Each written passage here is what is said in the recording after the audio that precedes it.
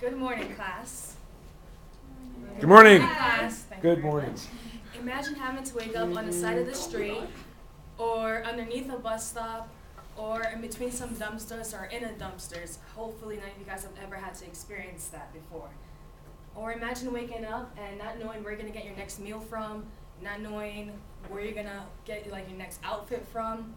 Or imagine waking up in a house where the water doesn't work, the stove doesn't work, the electricity doesn't work, nothing works at all. Unfortunately, there are hundreds and thousands of Americans that have to deal with this on a daily basis. Here we see some rundown houses. I'm sure a lot of you guys have seen these and you're just like, why do people choose to live in conditions like that? Like, why do they get the house to look that bad? But sometimes this is the best that they can do. We see some sheds here, or some houses where their roofs are made out of tarps or blankets. Now this is a lot better than these people. They have to live on the streets, have to walk around with their belongings because really they don't really have much. Or what they do on a daily basis is begging for money on the side of the street. Now I don't know how many of you guys going around Redlands or Yucaipa or San Bernardino or Loma Linda have ever seen a homeless. Has anyone here ever seen a homeless person on the side of the street? Anyone? Has anyone ever not seen a homeless person? I didn't think so. Now this is the poverty line. In 2009, there were 44 million Americans living below the poverty line. And in 2010, it shot up to 46 million Americans living below the poverty line. I think I account for one of those million people. And in 2009, California, there was 5.1 million Americans living below the poverty line. In 2010, it shot up to 5.3 million Americans living below the poverty line.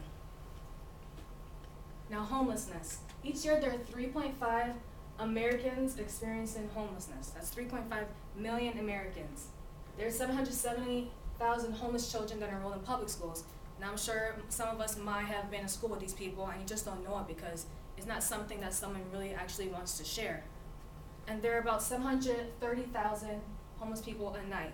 Now, the way they calculate this is these agencies, they'll go out to the areas that are heavily populated with homeless people, or they could even hire a homeless person that knows his way around and knows where his people usually are, and he goes and they count for it.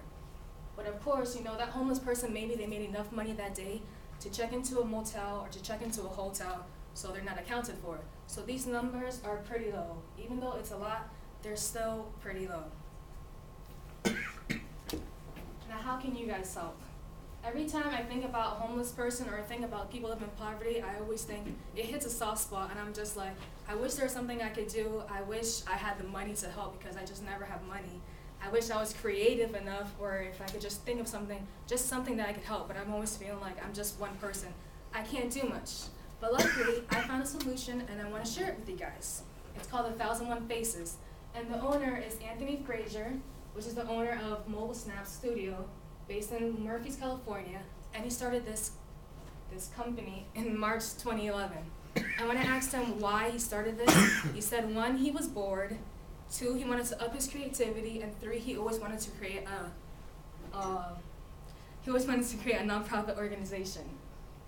So what is 1001 Faces? It's a nonprofit organization that helps the Calaveras County of California, and their goal is to raise money for the individuals and families that are living in poverty or that are homeless. So now, how does 1001 Faces work? Well, if you're in the Calaveras County, you would go into Mobile Snap Studios, tell them that you want to help out with 1001 Faces.